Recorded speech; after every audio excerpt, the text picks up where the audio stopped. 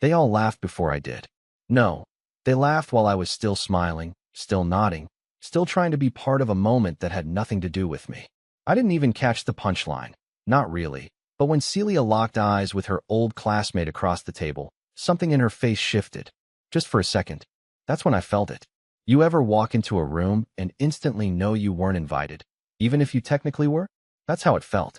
And I was sitting right there beside her, holding her hand under the table like it still meant something. Her reunion wasn't supposed to be a big deal. She told me it would be low-key, just a few friends from high school, catching up over dinner at a private room in some overpriced winery an hour from our place. She said, "You don't have to come if you don't want to." But of course I went. I always go. I'm that guy? Turns out, I should have stayed home. Everything about the night felt rehearsed. Her outfit, something she'd never worn before. Her makeup, heavier, bolder. Even the way she walked, slower, calculated. And the way she laughed at his jokes, like he'd just invented air. His name was Reed. Big smile, polished shoes, arms that made my hoodie look like a toddler's blanket. He greeted her with one of those long, slow hugs that lasts just a breath too long. Just enough to say I remember everything about you, without needing a single word. They kept talking in half sentences, inside jokes from a world I'd never been part of. She looked younger around him, lighter. And me? I was just the husband, the placeholder, the dull fog between her memories and her fantasies. I asked her once during dinner, "So, who's Reed exactly?" She smiled. "Oh, no one. Just a friend. We were in the same art class." "Yeah, art class. Sure." The second course hadn't even been cleared when the girl sitting across from me, one of Celia's old cheer friends, leaned over and said, loud enough for half the room to hear, "So how does it feel to be married to the girl who used to make Reed skip practice just to draw hearts on his arm?" I froze. And that's when everyone laughed. Everyone but me. Celia didn't even flinch. She raised her glass, clinked it against his, and said, "Some things never change." My stomach twisted. I think I smiled. I think I played along. But I couldn't stop hearing that sentence. Some things never change. They do. They did. And something in me knew. This wasn't just some innocent reunion. This was hers. And I was just a witness. I don't think she even noticed how quiet I got. Or maybe she did, and just didn't care anymore. That was the scariest part. How easy it was for her to act like I wasn't there. Like I was a waiter who'd overstayed his welcome at her table of memories. She barely looked my way the rest of the evening, but when she did, it wasn't with love. It was with obligation. I started catching the looks between her and Reed, the kind of glances you don't notice until you realize they've happened 5, 6, 7 times. Always brief, always timed around laughter, or sips of wine, or when someone mentioned back in the day. They weren't just reminiscing. They were remembering something I wasn't supposed to know about. Something unfinished. At one point, Celia excused herself to the restroom. I sat alone, poking at the dessert I didn't ask for, pretending not to notice how 2 other people across the table were whispering. One of them, some guy named Carter, leaned toward me and said, "Man, Reed and Celia. Those 2 were inseparable senior year. Like, ridiculously inseparable. Surprised you even got in the door." I laughed, awkwardly, and said something like, "Well, I guess I got lucky." But I could feel my chest tightening. My throat. My hands were shaking. I don't know if it was anger or shame. Probably both. I hadn't come there looking for signs. I'd come because I believed I still belonged beside her. When she came back from the restroom, her lip gloss was reapplied. Fresh. Smudged slightly at the corner. I noticed it because I always noticed the small things about her. That's how it was in our marriage. I knew how she liked her bathwater, too hot for most people. I knew the way she twirled her hair when she was lying. And right then, as she sat down and tucked a strand behind her ear with that careful grace, I knew something was wrong. Then Reed raised his glass and made a toast. I swear to God, it felt like it was rehearsed. "To good memories," he said, "and the people we never really forget." "And Celia?" She looked directly at him and whispered, "Amen." Not to the group. Not to me. To him. The room erupted in clinks and cheers, but in my head, it went dead silent. That was the moment I realized I hadn't just lost her. I'd been replaced. Maybe not publicly yet, but emotionally, spiritually. Whatever we'd had was already boxed up, buried, and forgotten. And I was the one still standing in the graveyard, staring at a headstone that read marriage. I didn't say anything that night. Not on the ride home. Not when she fell asleep beside me like nothing had happened. Not even the next morning when she kissed me on the cheek and said, "Thanks for coming last night." It meant a lot. What meant a lot? That I sat there like a fool while they played house across the table? I started going through her phone that afternoon. And what I found, let's just say, that reunion wasn't the beginning. It was the continuation. I didn't want to be that guy. You know, the one who snoops through his wife's phone like some paranoid teenager. But that morning, while she was in the shower humming a tune she hadn't hummed in months, a tune I realized she'd started again after the reunion, I snapped. Something inside me said, look, I wish I could say I was wrong for doing it. I wish I'd found nothing. Instead, I found the truth. And it was worse than anything I'd imagined. She hadn't even bothered to cover her tracks. Her messages with Reed were still there, just renamed as Alumni Group Chat, subtle, but not clever. And the moment I opened it, my whole world split open like cheap drywall under a hammer. The first thing I saw was a photo. It was taken at the reunion. Not one of the pictures from the group dinner, not something innocent. This one was private, blurry, the kind of photo someone snaps when they think no one's watching. It was her, pressed up against a wall. Reed was standing close. Too close. His hand was resting on her hip like it had every right to be there. Her head was tilted back, lips parted in a soft smile I hadn't seen in months. The kind of smile you reserve for someone who still makes your heart skip. There was no kiss in the photo, but they didn't need to kiss for it to feel like betrayal. That look between them, that moment captured in pixels, it said more than any message ever could. And the messages were worse. At first they were tame. Jokes, memories, shared music links. But then the tone shifted. You still remember that spot near the lake? She'd written. I drove by it last month and thought of you. He replied, I still dream about it. And about you. The dates went back before the reunion. Weeks. Months. She'd been talking to him behind my back while pretending we were in a rough patch, not a dead end. And me? I was folding her sweaters, cleaning out the garage, making her favorite chili every Friday like a clown in some domestic circus, while she was rekindling her teenage fantasy with a guy who still used cologne named after oceans. I felt physically sick. I put her phone down on the counter, walked into the hallway, and stared at the bathroom door. The water was still running. She was in there, humming, probably shaving her legs for a man who wasn't me. I didn't confront her. Not yet. Instead, I did something worse. I started playing the game. That night, I asked her what she remembered most about the reunion. She smiled over her wine and said, honestly, just reconnecting with old friends. It made me appreciate what I have now. And I smiled back. I said, I'm glad. You deserve to feel seen. That was the last lie I told her. Because from that moment on, I wasn't her soft, spineless husband anymore. I was a man with a plan. And it started with an invitation. I didn't speak of the photo. Not the messages. Not the way my stomach turned every time she smiled at her phone while claiming it was work stress. No, I kept quiet. I acted normal. Too normal, maybe. And it was almost insulting how quickly she fell for it. She thought she had me. Thought I was just dumb, passive, the same safe guy she could leave emotionally and still keep around for tax season and tech support. But I had something she forgot to factor in, time. And silence. See, silence is the most underrated weapon. When you don't confront someone immediately, they start to build the trap themselves. Every lie she told over the next 2 weeks, every night she came home late, every going to bed early moment while she scrolled through her messages in the dark, all of it added layers to the hole she didn't know she was digging. I started planting little things.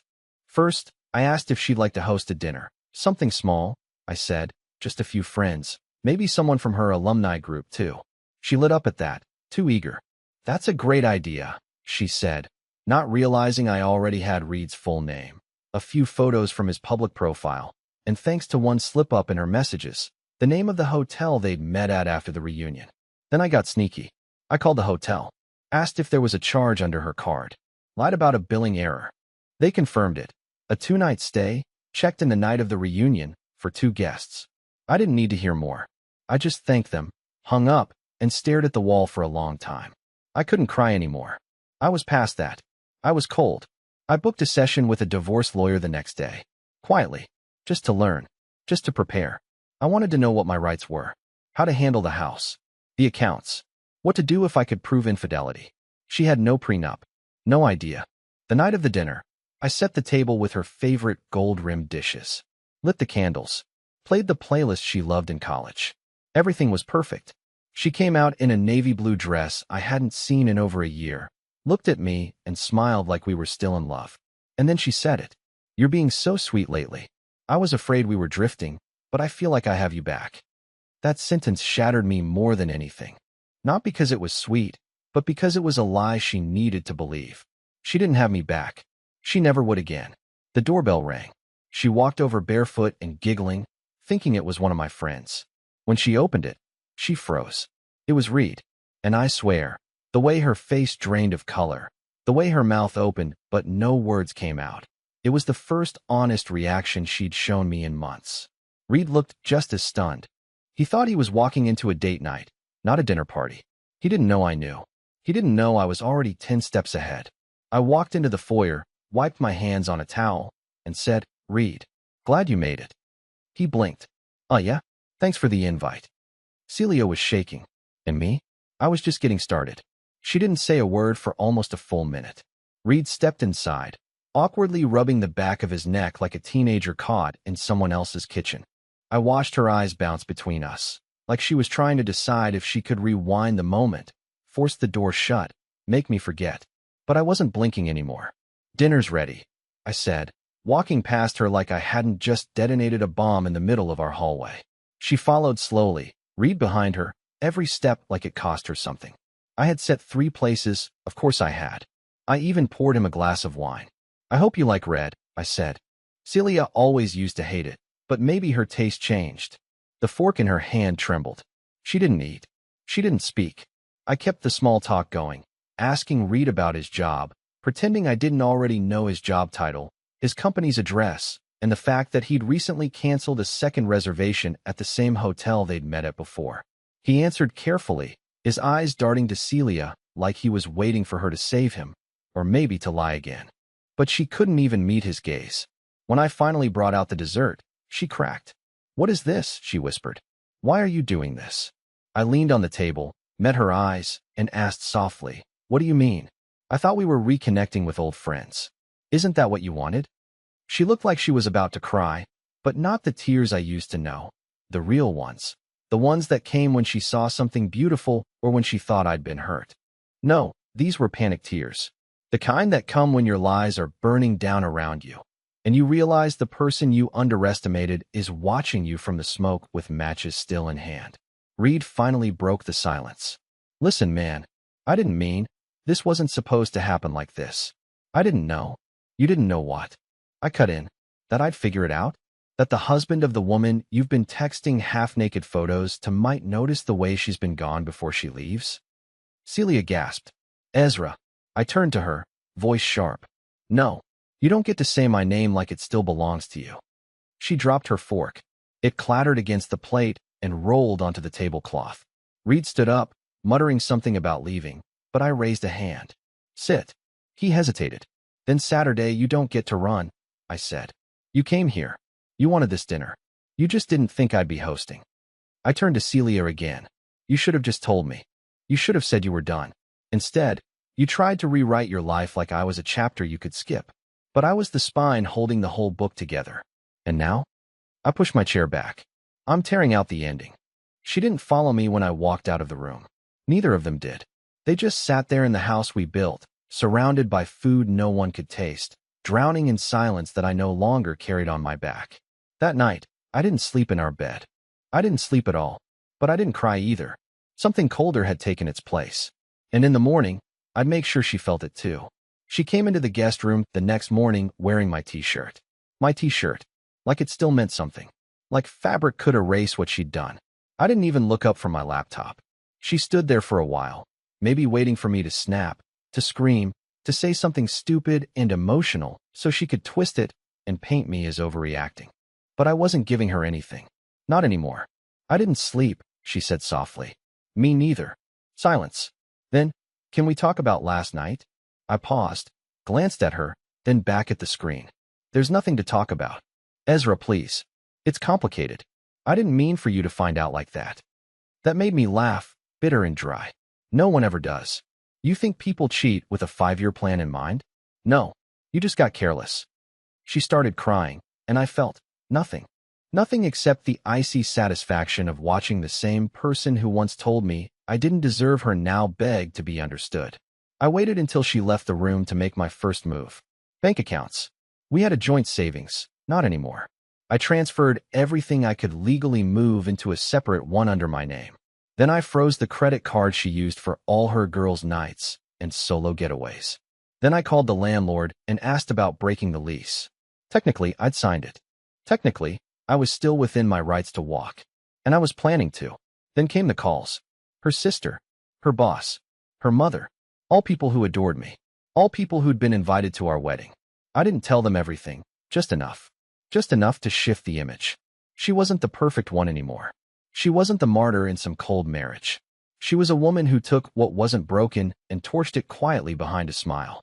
I stayed another 2 days, just to watch it unravel. Just to feel the control I hadn't tasted in months. Every time she tried to explain herself, I gave her less and less to push against. I didn't argue. I didn't slam doors. I didn't beg. I erased. I deleted every photo of her from my phone. Removed her from social media. Removed her name from my emergency contacts. Even the background on my lock screen, gone. And she noticed. On the second night, she crawled into the guest bed beside me while I was scrolling in the dark. She whispered, "You still love me, right? Ezra, please say something." I turned my phone off and looked at her. Really looked. And for the first time, I saw a stranger. A tired, shaking stranger who had no idea how much damage she'd done until the house of cards started folding around her. So I told her the truth. "I don't know who you are anymore."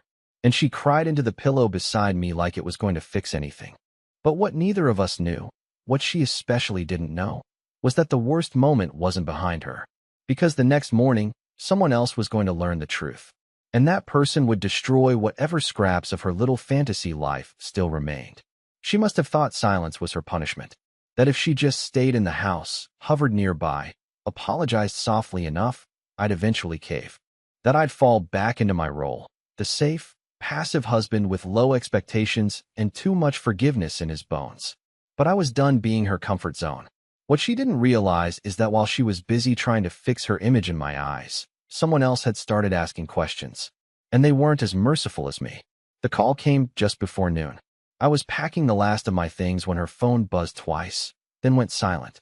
A few minutes later, she stormed into the hallway with panic in her voice like I hadn't heard before. "Ezra," she said, gripping her phone like it might shatter. Did you talk to anyone from Reed's office?" I hadn't. Not directly. But someone had. Turns out Reed had a wife. A real one. Married. 2 kids. I didn't know that until a week earlier when I dug deeper into his social media. The profile he thought was private, but wasn't. She was in the background of a photo from his business trip. I had no proof they were still together, not until I messaged her from an anonymous account and asked one question. "Do you know where your husband was the night of the reunion?" She responded 12 hours later with a single word, "No." I didn't hear anything else from her after that. But clearly, she'd started investigating. And now Reed's whole house of lies, just like Celia's, was starting to collapse. Celia followed me from room to room, frantic now. "Ezra, did you tell her? What exactly did you say?" She called Reed's supervisor. She told him everything. His job's on the line. "This is serious." I stopped, turned, and looked at her like I was seeing her for the very first time. "Yeah," I said. "It is serious. Affairs usually are." Her face cracked in real time. "I didn't mean for this to happen. I never wanted it to go this far." "But you did let it happen," I said. "And you let me stay while it did. You let me sit at your stupid reunion dinner while your old friend played footsie with your memory." Her voice broke. "You don't understand. Reed made me feel alive again. I felt invisible for so long, and he remembered who I was. Before you. Before all this." That hit harder than she realized. Before me. As if everything I gave her, every little moment, every sacrifice, every boring, real act of love, didn't count. As if it all started and ended with some high school fantasy she couldn't outgrow. But she wasn't done losing yet. That evening, the wife, Reed's wife, sent one final message to the anonymous account I'd used. A photo. Not of Reed. Not of Celia. But of a printed message thread. Their thread. Screenshots. Dozens of them. All downloaded. All compiled. All time-stamped. And then the caption, "He's staying in a hotel tonight. With a lawyer tomorrow. Thank you." Celia walked into the living room a few minutes later, face red, phone shaking in her hand, whispering, "He's blaming me. He says I ruined everything." I didn't respond. Because for once, I agreed with him. She had ruined everything. And now? Now, she was finally alone. I didn't say goodbye when I left. I didn't slam the door. I didn't write a long letter or deliver some big final speech. I just packed what was mine, my books, my tools, the framed photo of my dad and me at the lake, and I left quietly before sunrise. She was asleep on the couch, phone on her chest, probably hoping Reed would call, even after everything. But no one was coming to save her, and I wasn't staying to watch her crumble anymore. The new apartment was small, but it was mine. No ghosts. No perfume in the sheets. No forced smiles over cold dinners. Just silence. And peace. I thought I'd miss her. And for a while I did. Not the version I'd left, but the version I married. The girl who danced barefoot in our kitchen. The girl who made up stories about the people in the park when we used to people watch on Sundays. I grieved her like you grieve someone who dies slowly in front of you, day by day, until only the shell is left. But grief fades, and freedom fills in the space it leaves behind. I went back to therapy. I started saying no to things I didn't want to do. I even started painting again, something I'd quit years ago because she said it was a time waster.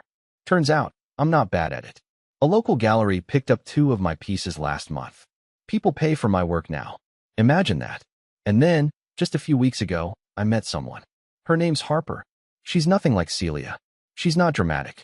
She doesn't play games. On our second date, she spilled coffee on her jeans and laughed so hard she nearly cried. And in that moment, I realized something terrifying and beautiful. I hadn't felt joy like that in years. It wasn't loud or passionate or some earth-shattering revelation. It was just simple, quiet joy. The kind you don't have to chase or beg for. Celia reached out once. A message. Just one.